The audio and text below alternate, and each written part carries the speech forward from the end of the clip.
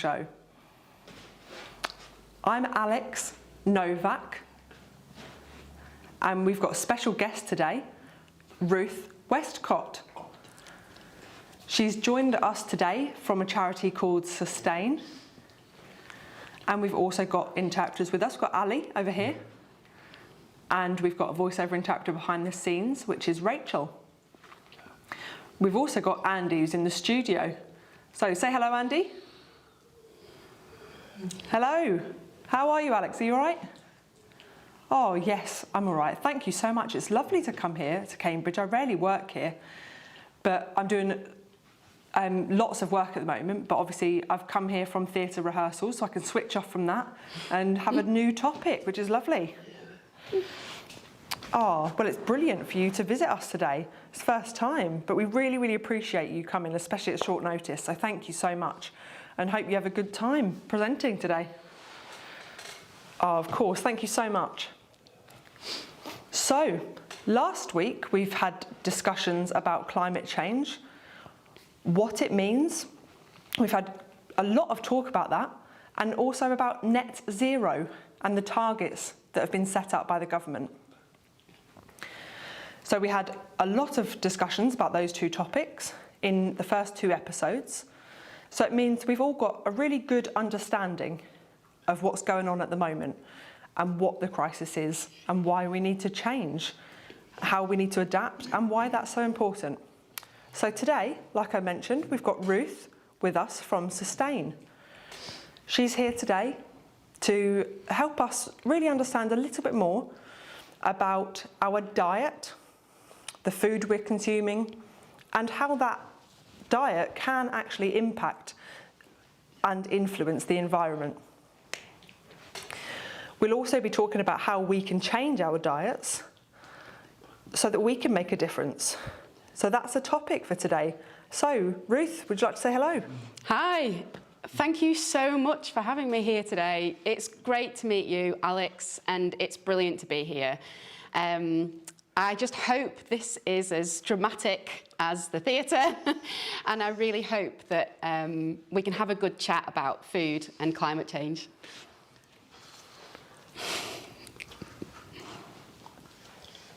Oh, that's brilliant. Well, thank you so much for coming today. We've got lots and lots of interesting discussions to have, I'm sure, because I'm feeling a little bit naive about climate change. It's a bit new to me, new kind of situation to be in. So I'm hoping to get lots of information. I'm sure I'll have lots of questions to ask. So, firstly, I'd like to ask you about your work with Sustain. What do you do? Is it a charity? Tell me a little bit more about what you do. Great question. Yeah, so my role is as a campaigner on climate change and food. Sustain is a charity and we're an alliance, so we bring together a lot of organisations that are working on food, and we really want to help make the case that food is really important in climate change, both a big part of the problem, but also it really should be at the centre of finding solutions to the climate emergency.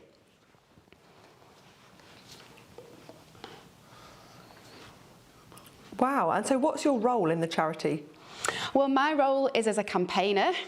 So I'm trying to raise awareness about the problem, but also we're trying to persuade governments and businesses to change their behaviour, to make good food which is healthier and more sustainable, more accessible and more affordable to people. So part of my job is to educate, but part of my job is to cause a bit of trouble for people that are refusing to change and call people out and tell people when they're failing people and when they're failing our future generations. Wow, so you said about campaigning. Do you go out in the streets, or do you do this online, or do you go to local MPs, meetings? How is it that you find, your voice to get through to them?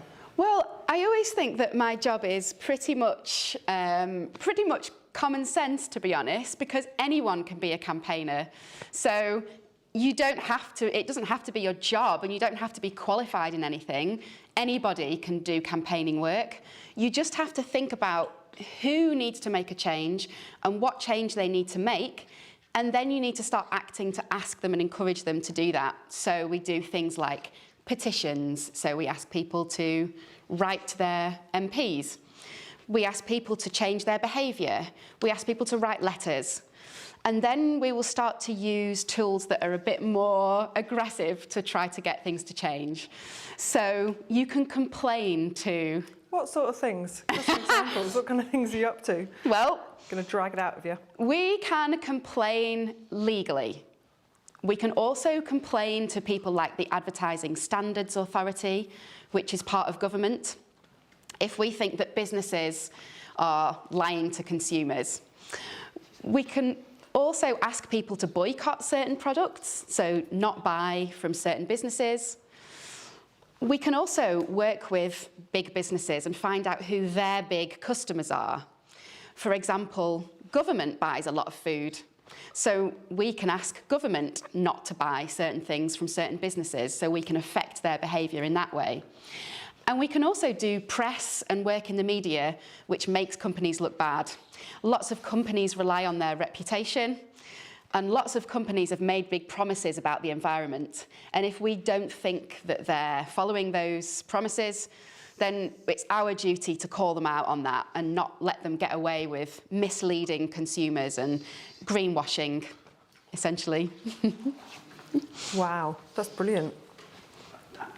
It's really fantastic. So I think it's a really important topic we'll be chatting about today, and I've got plenty of questions to ask. So obviously, at the moment, when we're thinking about food and what we eat, we're thinking about the effect it has on us, but we're not really thinking about the effect it has on climate change. It's something that's rarely talked about. So I think what we talk about a lot of the time is pollution, and we talk a lot about the travelling and plastic use, but we're kind of rarely talking about the food. And really, that does have a big impact, because obviously the food that we eat has like the plastic packaging, it might have been flown in from different countries, and of course that's causing the pollution as well. So I think this is a really important topic. So one thing I'd like to ask you is, talking about, you know, food consumption and diet and relating it to climate change, why do you feel it's so important for you? Well, that is I hope that it's such a big question. I hope that I can, yeah, there's so much there, isn't there? I think the first thing to say is, you know, food is responsible for about 1/3 of all the climate emissions globally. So it's a huge problem. It's actually more emissions than transport or, you know, producing energy. So it's enormous, which can feel like quite a difficult challenge, you know, and quite like depressing. But I really strongly believe that actually we should think about food as a solution, because so many of the things that you were talking about our health and about pollution and about things that are important to us are actually ways to solve the climate crisis as well. So there's no downside. A diet which is good for the planet is nearly always also very good for our health and has lots of wider benefits, like being good for nature and better for people who work in the food industry. So everything kind of goes hand in hand. You know, I think what I really want to come across is that when we think about food and our diets, often we think it's my fault, my diet is my responsibility, and you know, I'm to blame for what I should feel guilty about what I eat because it's my choice. But actually, so many of the choices about what we make are made by the government or by big businesses. We can only eat what is available to us, you know. We might have the choice from a menu, but we only have the choices that are on the menu. And we can only choose to eat what we can afford. And we can only choose what is there on a shelf. And if we have a lower income and you tend to choose what is on, you know, has the yellow stickers or is on offer, then our diet is dictated by what is available in supermarkets. So actually, we should stop blaming ourselves for our diets and feeling guilty and start feeling a little bit more angry and a bit more like a campaigner and saying, you know, the right choices aren't being made for me. You know, I want the people in power to make good diets easier. I want to be able to choose good food, and I don't want food that's been made by essentially modern slavery. I want people to be paid a decent wage and for our food system not to be contributing to poverty. Okay, wow. So, can you explain a little bit more about what you said about modern slavery? I think maybe this is the kind of a right sign, but yeah, can you explain a little bit more about that? Because obviously I've not really heard about that either, so it'd be great to have a bit more explanation. Yeah, that's a great question, and it's something that I feel really strongly about, because the solutions to climate change need to go hand in hand with tackling poverty globally, but also within our own communities, because the poorest people are the ones that are the most vulnerable to climate change, and they are normally the people who've done the least to cause the problem in the first place. We also know that climate change is making poverty worse because already food prices are rising, because weather is getting more extreme, so we're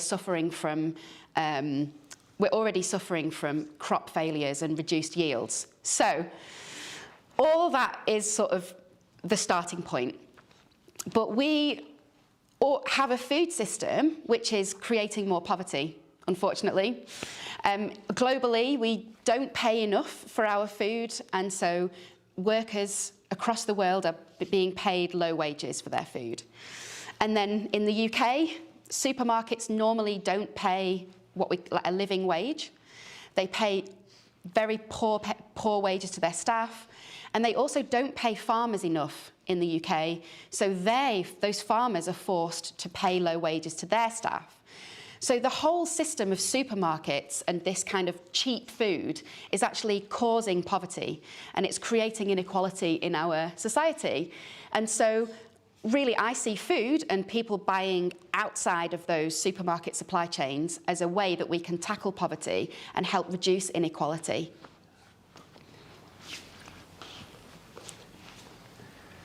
Wow, that's so interesting, because I've always thought, you know, similarly when you're talking about clothes shopping, you know, they've got kind of expensive clothes in some places, but obviously places like Primark, for example, might have cheaper clothes.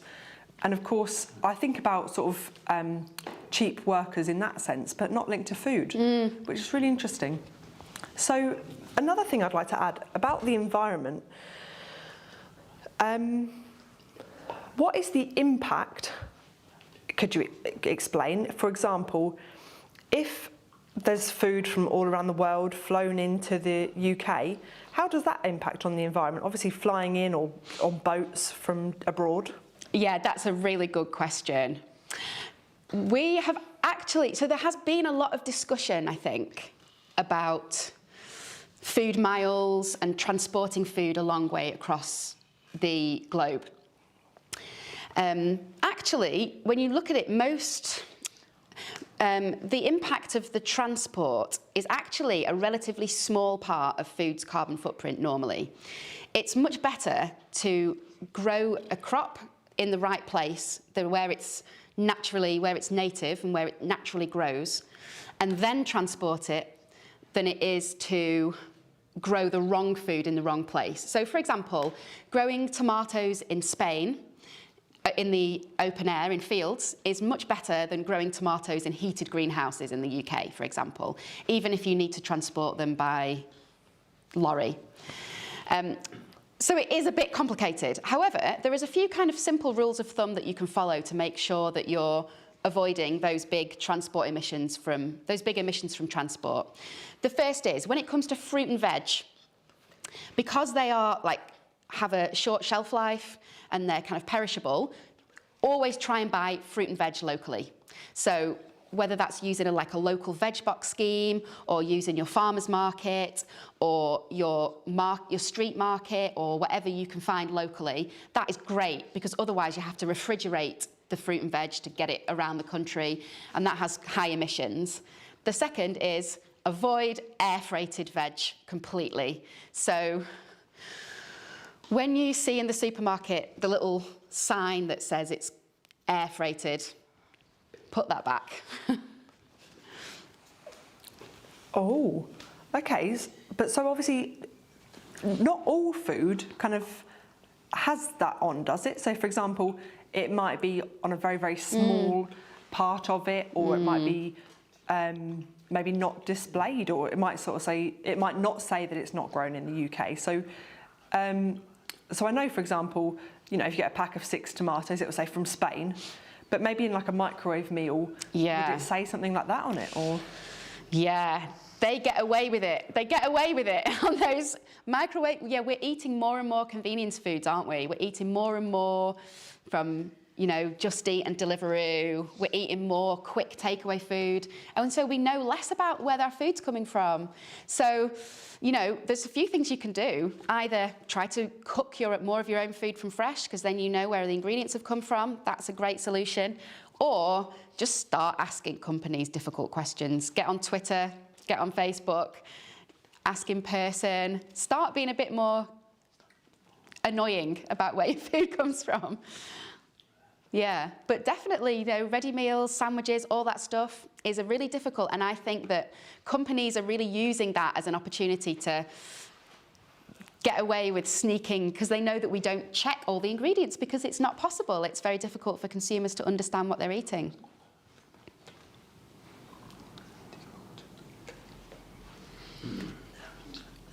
Yeah, no, that's interesting. Because obviously lots of food that we eat, you know, here in the UK, we eat a lot of meat, fish, and also kind of milk and dairy products. So how would that affect the environment, the different types of food we eat? Yes, that's a great question. So when it comes to climate change, overall, meat and dairy are by far the biggest part of the problem. They have the biggest emissions, and actually they only provide a very small amount of protein for human diet, but they take vast amounts of our resources. So they use up a huge amount of land, they use large amounts of pesticides and chemicals, and they also use a lot of antibiotics, which is causing antibiotic resistance. So they are a huge problem, and you know, overall the biggest issue for climate change is our reliance on meat and dairy for protein. However, not all meat is equal. So some meat is produced in really cruel and industrialised farming practices. And then on the other hand, you have farmers that are working much more in harmony with nature and producing organic or free-range meat and dairy, which is much better. So we need an approach really which is less meat, obviously, but then when you do have meat as a treat, or you know, maybe a few times a week, you choose options which are from better sources. So organic, free-range, sustainable fish, and then just start seeing meat as something which is a treat and, you know, is good for you in small quantities. But the benefit of that is that it's also, most people in the UK are recommended to eat less meat for our health anyway, because a high meat diet is actually not good for our health. So those changes will be good for us and the planet. Wow, I really like that idea, because it's linked to a very, very long time ago. You know, we'd always have kind of chicken on a Sunday, for example. Yeah. You know, you'd have roast chicken dinner, and then you'd really eat the chicken, you know, for the rest of the week. But obviously then on Monday night, you might have fish.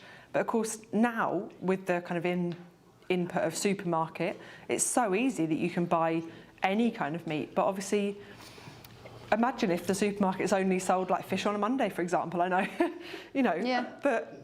Yeah.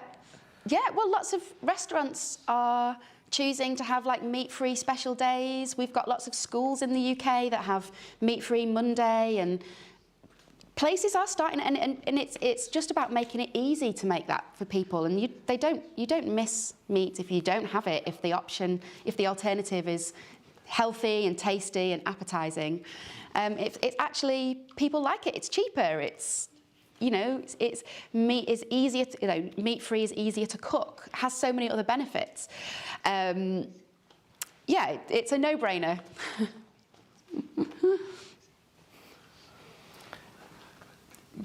Brilliant. So I've got a wave. We've got a question from someone. Can we have a question, Andy? Hello. Yes. So it's not even an audience question. It's my question. I've got a question. So I'm just wondering, for me, I love eating meat. I actually really enjoy it. But it's really difficult to give it up.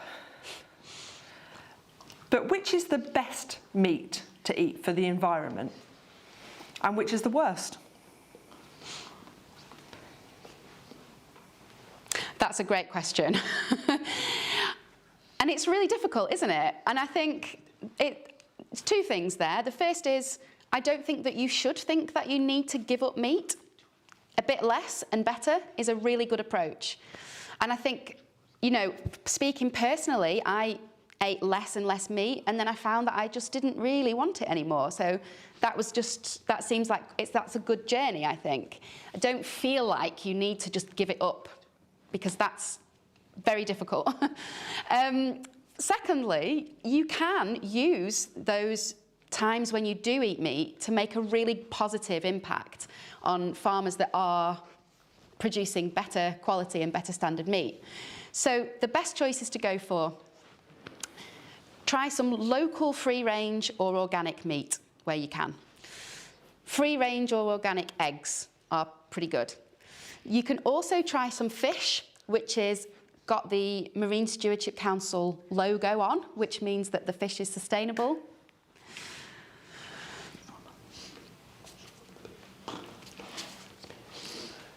Okay, brilliant. So what about, for example, the kind of fake meat that you get that's now produced? I've seen a lot of that developed recently. So it's like meat, but it says it's not meat. I can't remember, I saw one recently. It was sort of like vegetarian sausages, for example. And I tasted it, and it actually tastes quite similar to meat. So do you think they're good alternatives to kind of spread out to more people who are trying to give up meat or try to reduce their meat intake? Yeah. For me, like the alternative meats are like kind of like e-cigarettes. So ideally, we would all eat, you know, pulses and get more of our protein from legumes and grains and nuts and vegetables. But realistically, you know, those alternative meats are a great way of reducing your meat, and they are so much better for the environment that they really are a good way. They're a good kind of stepping stone in the right direction. They often do have a lot of salt, and they have chemicals, and they are quite heavily sort of processed. So, you know, it's not the perfect food, but there's no such thing as the perfect food. So I think they're a really good option. Okay, brilliant. So I'm just going to link it to geography a little bit. So lots of food obviously coming over to the UK from across the country. What kind of places are they coming from? Yeah, so in the UK, we actually produce roughly 70% of the food that we eat, roughly.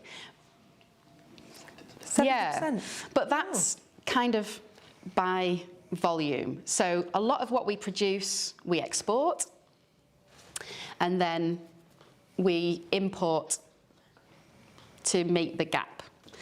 Yeah. So can you give us some examples, the kind of food that we grow here? Yeah. And then we export? What sort of things? So we produce a lot of meat and a lot of dairy, and this is sort of part of the problem. Yeah, but we also produce a lot of veg.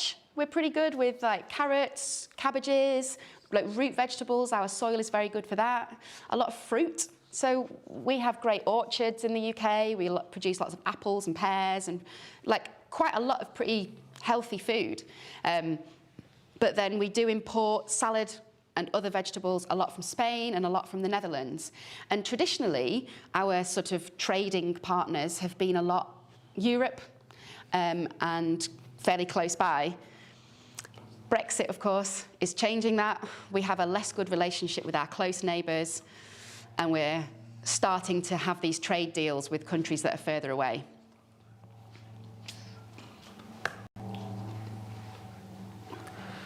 Wow, so obviously, how has Brexit kind of affected the food that we trade or that trades with the UK? Can you tell me more about that? I really like the sign language for Brexit. That's really good. Yeah, well, yeah, I mean, we trade a lot in, like, food was real, and farming and all of that policy. The EU had a really big part to play in our food policy. So Brexit has actually had a really, really big impact. I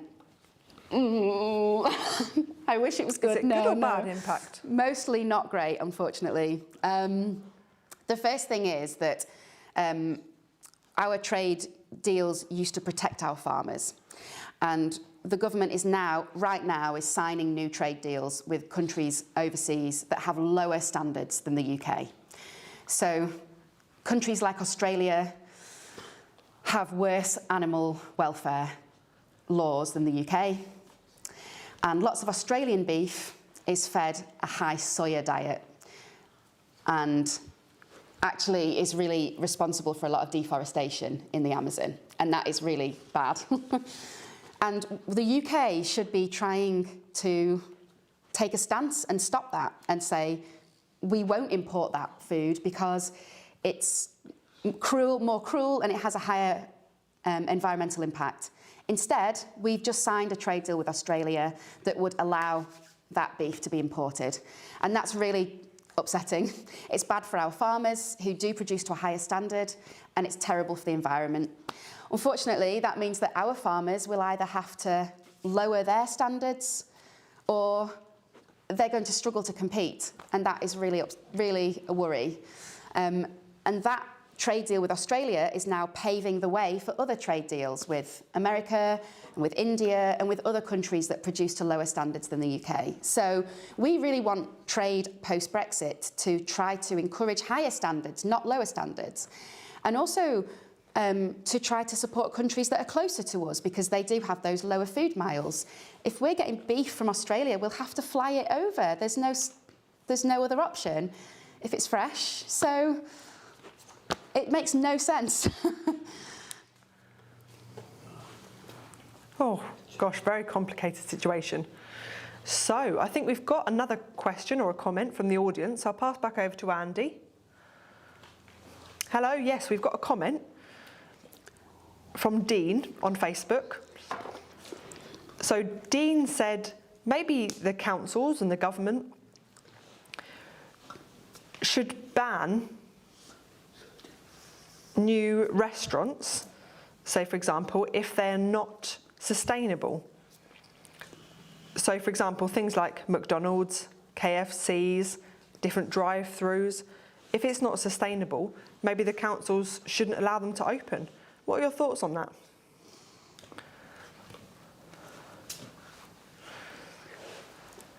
Oh. Yeah, let's do it. I think that's a great idea. I mean, because in many cases, councils have got net zero strategies, and then they have businesses in their area that are preventing them from achieving those climate ambitions. I mean, so how simple is it to sort of close down places like that? If it was a McDonald's or KFCs that aren't meeting, maybe not sort of to close them down, but how easy is it to prevent them from selling specific sorts of food? Would it take a long time, I can imagine? Well, actually, there's a few things that you could do, that councils could do. The first is that they could restrict, they could deny them planning permission, firstly. So some places will deny a business planning permission if they are polluting or if they will cause too much traffic. You know, we're at a point where planning permission is denied for power stations because of climate change. So really, I don't see any difference for food. You know, food is a third of our emissions. Maybe we need to start saying that we're going to refuse planning permission for either industrial farming or for businesses that are you know, selling food which is really damaging for the environment. I mean, there's a few other things you could do. We've seen where the government put a tax on sugary drinks, and that's really changed the way that businesses produce drinks. So they changed the ingredients so that they didn't have to pay the tax. So there are lots of ways that the government could help encourage better practices. You could prevent them from advertising. You could prevent them from, you could require, like one thing that I really like is where when councils have festivals or events on council land, they require the vendors, so they require the food companies that are operating, you know, the restaurants that are where you get your burgers and your candy floss and everything, they require them to be selling better meat or no plastic, or 50% of their menu needs to be vegetarian, or the meat needs to be more expensive. So you're encouraging to make people to make better choices. So there are lots of ways that councils can do that, encouraging, not necessarily banning, but encouraging, and then you start to make those good decisions easier.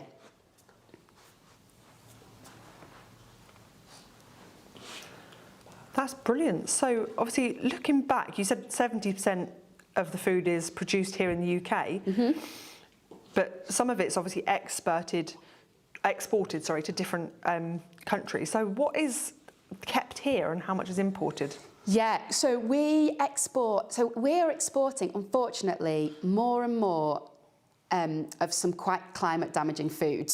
So this is a bit of a problem. So we're trying to sell more dairy to China. We're trying to sell more pork products abroad. And unfortunately, the government sees that kind of produce as an opportunity for, like, after Brexit, we can start exporting our meat and dairy across the world. And that is kind of the wrong way to go. It's the wrong way to go.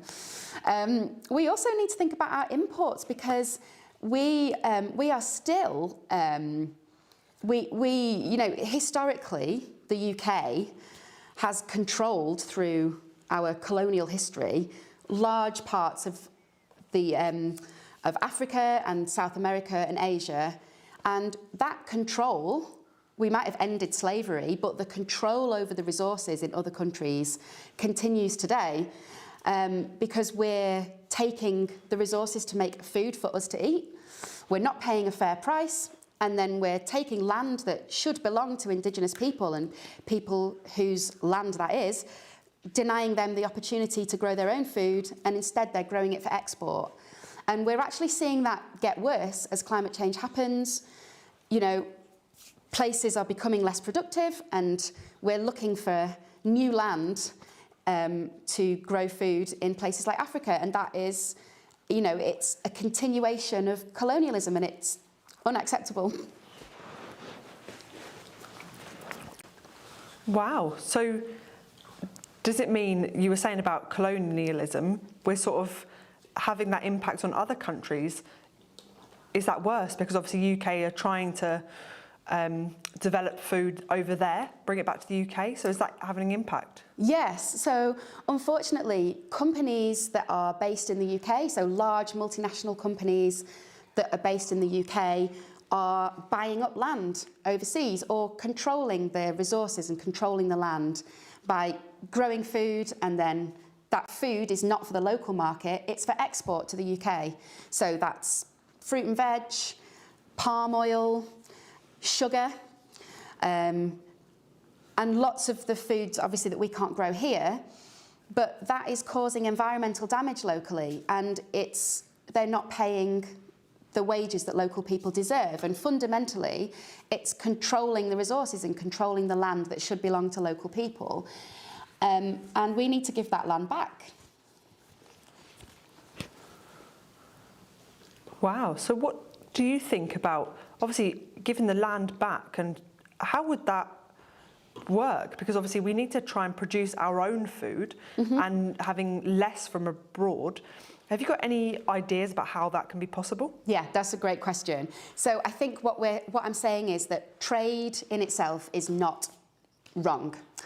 The UK have been trading food for hundreds and hundreds of years. You know, most countries don't grow all the food that they eat. It doesn't make sense, you know, we don't grow bananas, but we can import bananas, fine. The problem is that the right people need to be in control of the food that they grow and they need to be paid a fair price. So the fair trade system have got a really good model for this. So you can put the land and the crops into the control of local people and allow them to own the land and own the resources and then get a fair price for the produce. And then they can export. The right people are receiving the profits and they can reinvest those profits into those communities rather than that profit being drawn away and either put into tax havens or just siphoned off by big companies. Okay, wow. That's so interesting. It's really, really interesting. I'm learning so much from you today. So I'd like to talk about fish now. So obviously talking about trawling, how we catch fish. So we're in the UK, which is obviously an island, and we're surrounded by sea.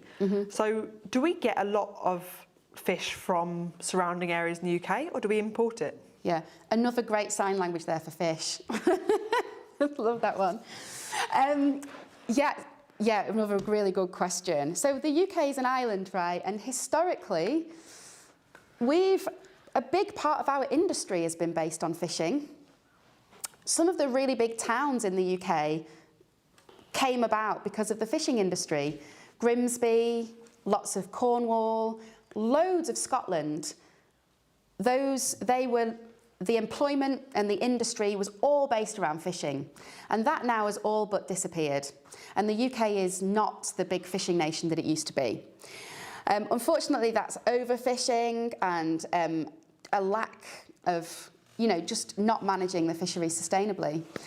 But fishing is another one which is a really big opportunity, I think, because if we recover the fish stocks around the UK, they could provide a huge amount more food than they do at the moment. At the moment, because they're very depleted, they're only providing a very small amount of fish. So we don't have the employment and we don't have as much food as we could from our fishing industry. But if we fish less, let those stocks recover, leave them alone a little bit, let nature do its thing, then we can gradually start to increase fishing a little bit more, and we would be able to sustain much more jobs and much more food from our oceans. But we need to be bold and we need to be ambitious and take those steps to just take a step back and let nature do its thing. We don't need to do much, we just literally need to do less.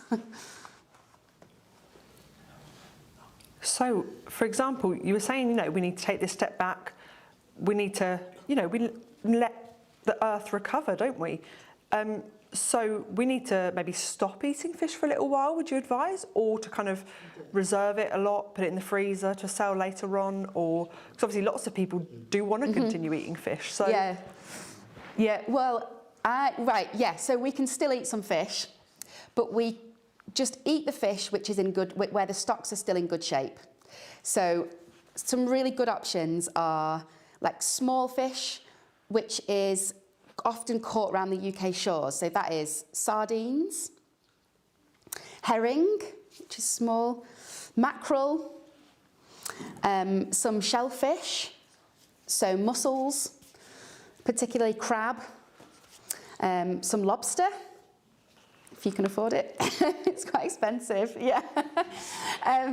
And so just still eat fish, but just eat the fish which we know is in good shape now and let the other stocks recover. And then we can start to gradually eat more.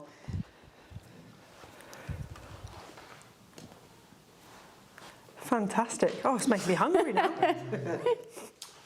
So I think we've got another question actually from the audience. So I'll pass over to Andy. Hello. Yeah, so it's a really interesting discussion you're having. It's really drawing me in to watch more. I've suddenly realised on Facebook we've got a comment coming in. So, obviously talking about fishing still. How is fishing itself on the boats impacting the environment?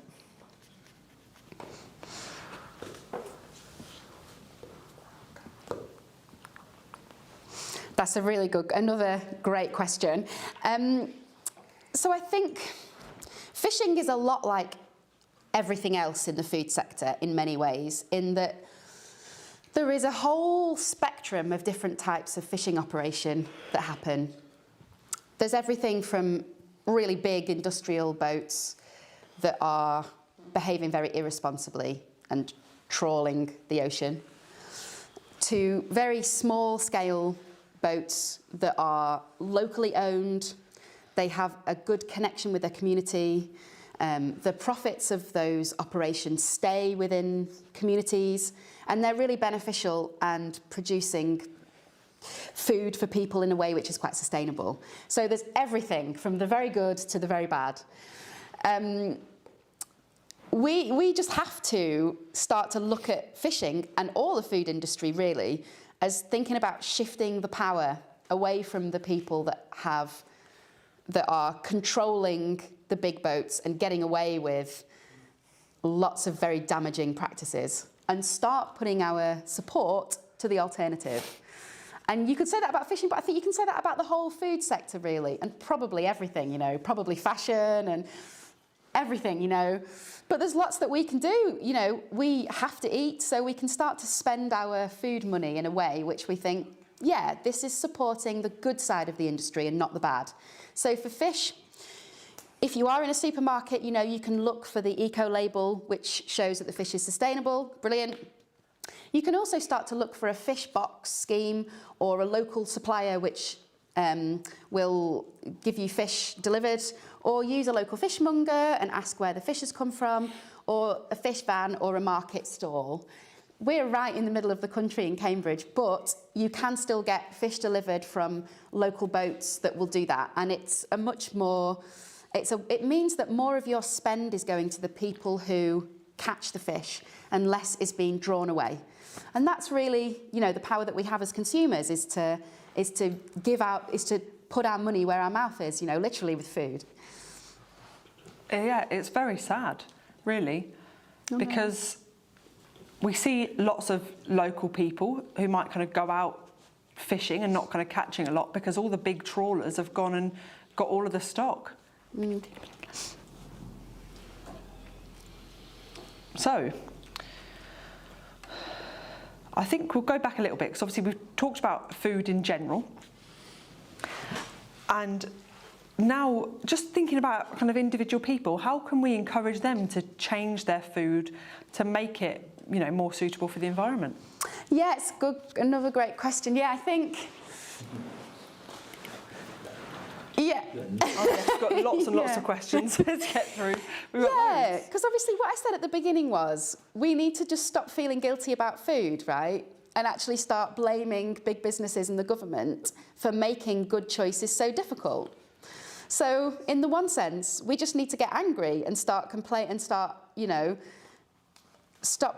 voting for governments that are going to genuinely make a difference to our lives and make the kind of choices that we want to make easier. So that's on one level. However, day to day, there's a lot that we can do to actually make a difference. So first of all is a really, really good place to start is looking for a local veg box, because like I said before, fresh fruit and veg can have a really big climate footprint if it's been flown or, if it's, come by aeroplane. But if you buy from a local veg box scheme, they make sure that it's in season, it's often organic, and you can really make sure that you're putting money into local farming communities. Brilliant. You can also use your local market and your local high street to buy a bit more food. We're never going to get rid of, we're never going to buy everything. Supermarkets are very convenient, but you can just think about putting a little bit more of your spend into those options, you're really making a huge difference. Also, think about getting a milk delivery. So, you know, milkmen or women kind of went a bit out of fashion, but they're coming back, and they often do more than just milk. And milk producers are really struggling because supermarkets pay them such a low wage. So that's one way that you can really help to make sure that you're buying direct from milk producers. That's really good. So if you don't have a milk delivery already, get that back again. Yeah.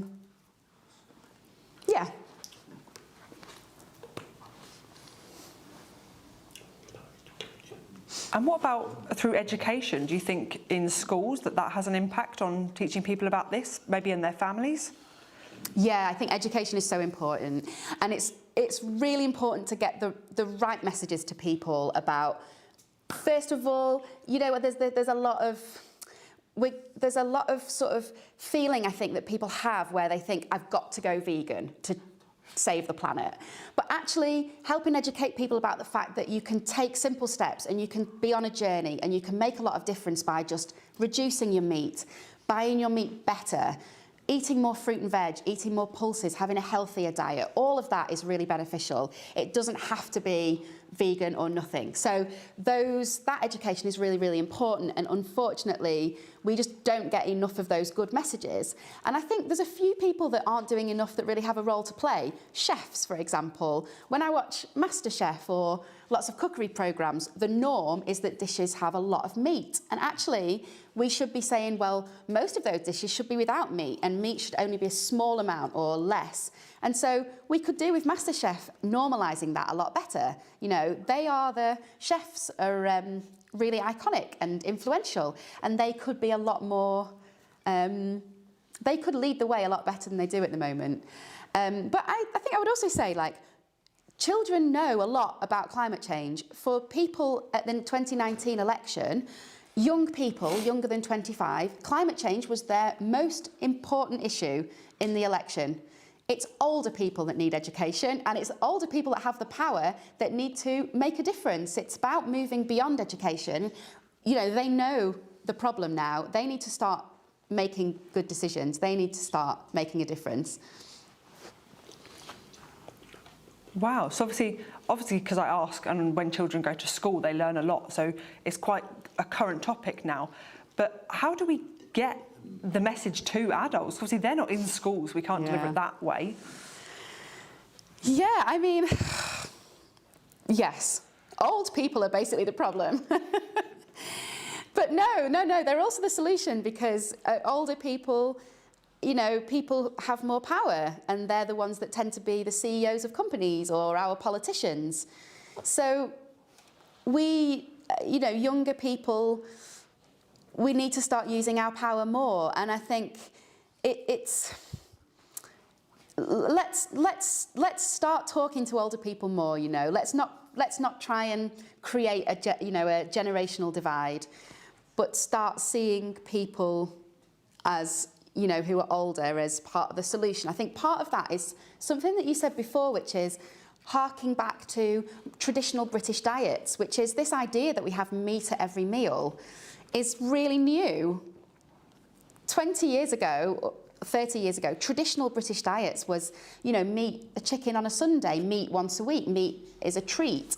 And we ate more locally, we bought from local shops, and we cooked more ourselves. So for me, going back to those more traditional values of valuing food and valuing expecting meat and not expecting that convenience is actually more of a traditional value that older people chime with. So we can have those conversations in a way which is really helpful, I think, and really positive. Wow, and obviously having these discussions to raise awareness. So, I'm getting waved at. I've got another question. Yep, so our best friend, Dean, is back again. He's a regular viewer and commenter, so I really appreciate that. Thank you, Dean. So, he's asking if the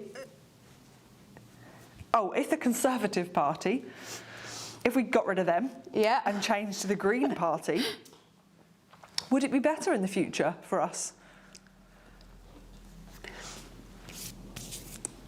Yeah, that's an easy question. I mean, yeah, the problem that we've got with the government at the moment is the Environment Minister said, I'm not going to tell people what to eat. And that completely misses the role of government. It's incredibly frustrating because so many of the decisions that are made about the food that is available to us is made by the government, and they're just completely ignoring that responsibility. The way that food and the farming system is subsidised through taxpayers' money determines what food is cheaper and what is more expensive. That is the government's role. And they're not even acknowledging that they have a role to play. Yeah, it's very depressing. I mean, the easiest thing they could do tomorrow is to improve the food that is in the public sector. So schools, hospitals, prisons, all of that is public food bought by taxpayers. That should exemplify a good diet. It should be leading the way, and that should be supporting local farmers, producing to a high standard, supporting those farmers that are struggling with the Brexit trade deals, all of that. But we just haven't seen that kind of leadership. Yet. Yeah, exactly. So, on the topic of governments, I just wanted to talk a little bit about the cost of living. Obviously, it's going up a lot recently, and the cost of food is increasing as well. And so lots of families are having to spend more for the food. And how are they going to continue to afford to pay for it with the kind of lifestyle adaptations too? Yeah, we're in an incredibly difficult time, and unfortunately, one of the causes of food price rises is climate change, because we're already seeing, the Ukraine war has obviously meant that we have a grain shortage. But before that, and alongside that, food prices have been going up because the weather is changing and we're seeing more extreme events and less rainfall in some of the grain-producing countries, and that is having a big impact on yields. So we're already seeing that climate change is causing the cost of food to go up, and that's a problem for our food prices. So generally eating a more climate-friendly diet will help overall with the cost of, with food prices. However, that kind of misses the point that the cost of living crisis isn't caused by people's diets, it's been caused by the government. Because one of the things we need to do really is stop feeding so much grain to animals and start feeding more grain to people. So at the moment we've got a situation where we have less grain, a grain shortage.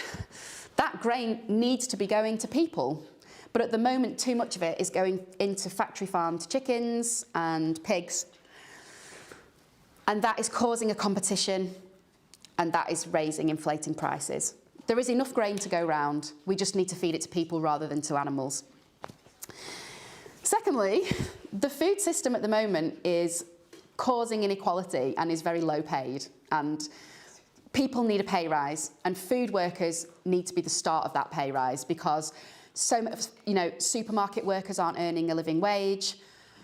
That is where we need to start. Supermarkets are making out like they're helping by giving away a little bit of their waste food to food banks. No way. That is absolutely nowhere near enough. If they care about the cost of living crisis and poverty, they need to pay a living wage, and that's not something that they could do today. They also need to start paying their suppliers properly so that we don't have rural poverty in farming communities. And then they need to stop wasting food. They shouldn't be wasting food in the first place. And food banks aren't an excuse for them to just carry on wasting food.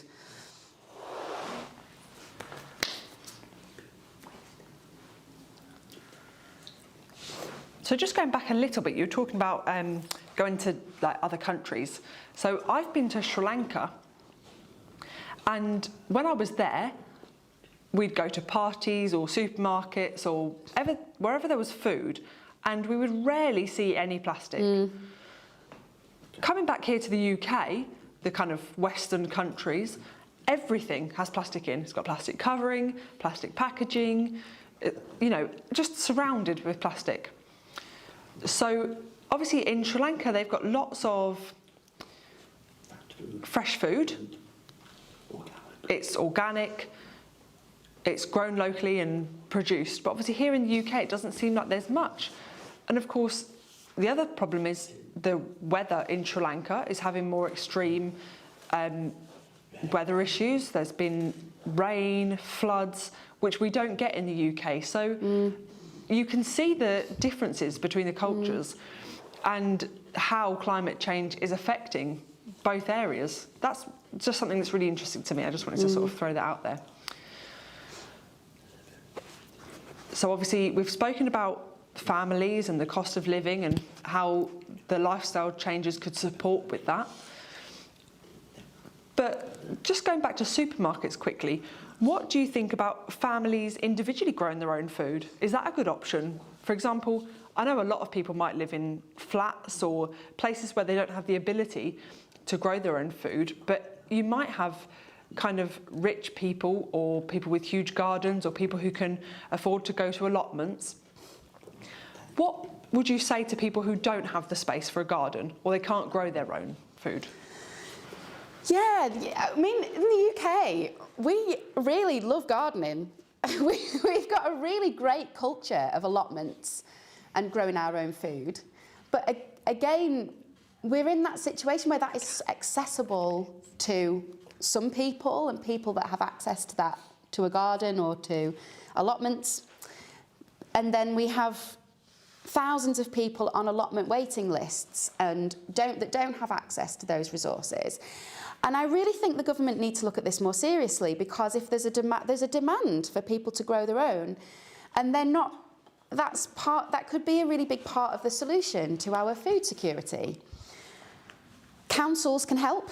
They can free up more land for allotments, and they can start tackling those waiting lists. But I think the government needs to do more, I mean, it should just be a right. We should all have the right to grow, whether that's in our own garden or a right to access community space for growing or for allotments. And I think if the government was serious about, really offering people the benefits of access to nature and tackling food insecurity, then that's something that they would do. They would just give everybody the right to access land to grow. We've seen a big rise in the UK in community food growing and people getting together in their communities and taking over space and producing food together and coming together as communities to tackle that local, to put local land to good use. But they're battling against the system. That needs to be much easier and much more supported. And the government can do a lot about that. And why not? Why not? It seems like an absolute no-brainer to me. Yeah, the power's from the government, isn't it? They've got it, and I think we really need to be pestering them. So I think we've got another question from the audience. Hello, yes, we've just got one more question from Adam.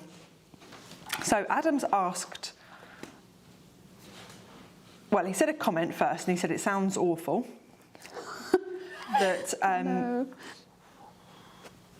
that meat is killing so many animals, and that really it's damaging the earth. So the question is, how can we stop eating the animals or, Yeah. Oh, Adam, I'm sorry it sounds so depressing. Right, I'm going to try and be really hopeful and positive. I think, yeah, fingers crossed. I think there's a few ways to look at this, right? I think we need to look at our high meat diet as, firstly, a very recent thing. This is not a traditional diet. It's not a healthy diet.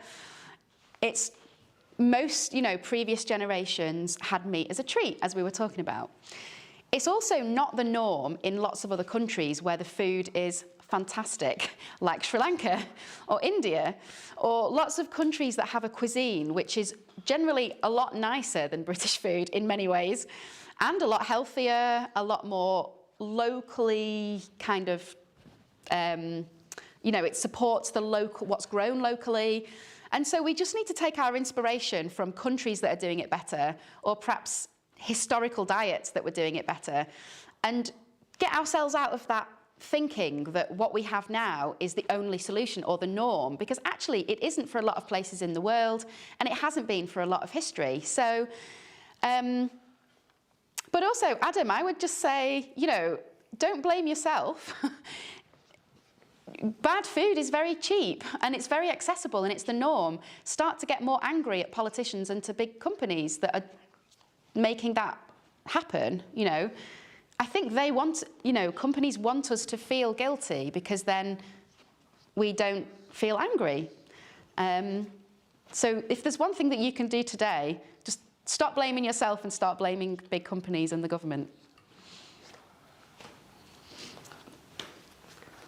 Wow.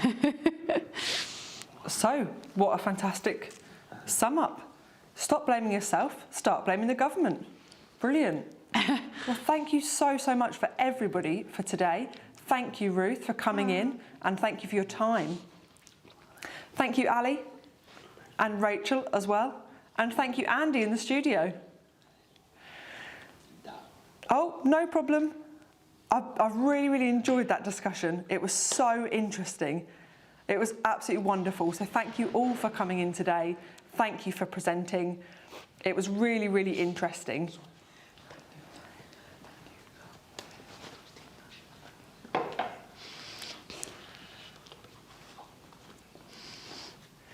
Oh, brilliant. Well, thank you all. Bye-bye, everyone. And so Daryl will be back tomorrow, so see you then. Take care.